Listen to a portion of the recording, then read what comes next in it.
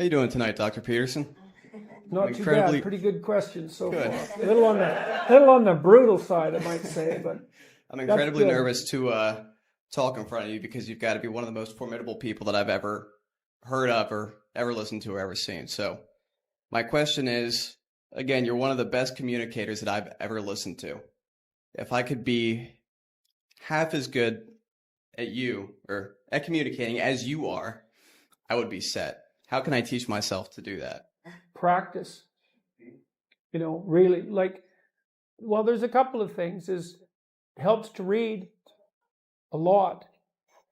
It really helps to write.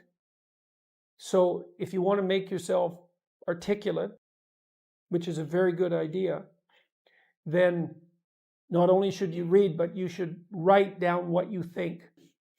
And if you can do that a little bit every day, 15 minutes, maybe you could steal 15 minutes and do it every day.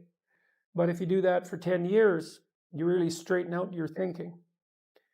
If you're going to speak effectively, you have to know way more than you're talking about, So this is often difficult for beginning lecturers at university because they'll do a lecture on a topic, but they only know as much as they're saying in the lecture.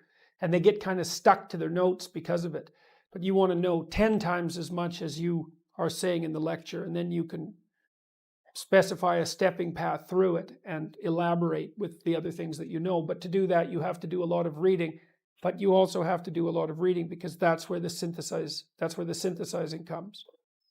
So that's on the input side. And then on the output side, well, there's some techniques, let's say, is like if you're speaking in front of a group, you are not delivering a talk to a group. That's not what you're doing. The talk isn't a packaged thing that you present to a group. There isn't a group. There's a bunch of individuals, and you talk to them. So when I talk to a group, I always talk to people one at a time.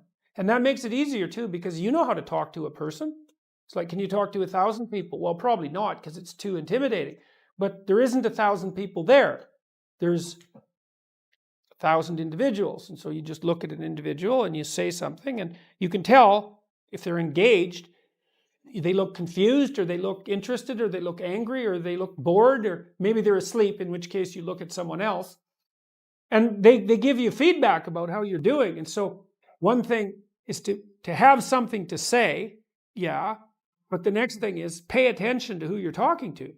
Because unless you're very badly socialized, and that seems unlikely in your case, because you present yourself at least moderately well, and well, I mean, I don't know you very well, but on first sight, you're doing fine. So the probability that if you pay attention to the individuals that you're talking to, that your natural wealth of social skill will manifest itself is extremely high.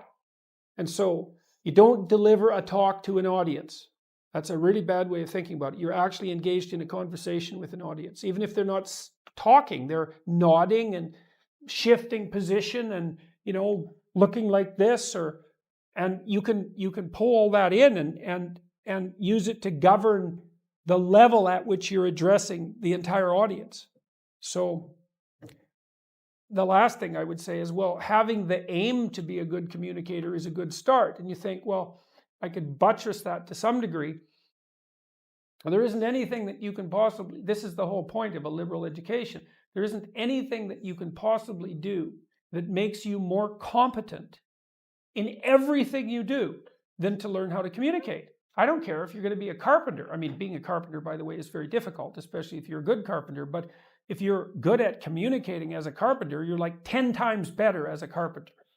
So and this is something that the liberal arts colleges, I think, I don't know if they've forgotten it, but they don't do a very good job of marketing. It's like, well, what's the use of a bachelor's degree, a Bachelor of Arts? It's like, well, you can think, you can write, you can speak, you've read something. It's like the economic value of that is incalculable. The people that I've watched in my life who've been spectacularly successful they have skills.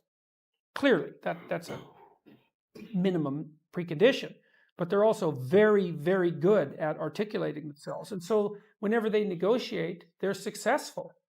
well, that's kind of like the definition of success in life, right? You negotiate and it doesn't mean you win. Because if you're a good negotiator, if you're a really good negotiator, everybody walks away from the negotiation thrilled. And so then people line up to do things with you. So, and that's all dependent on your ability to communicate. So practice. Thank you very much.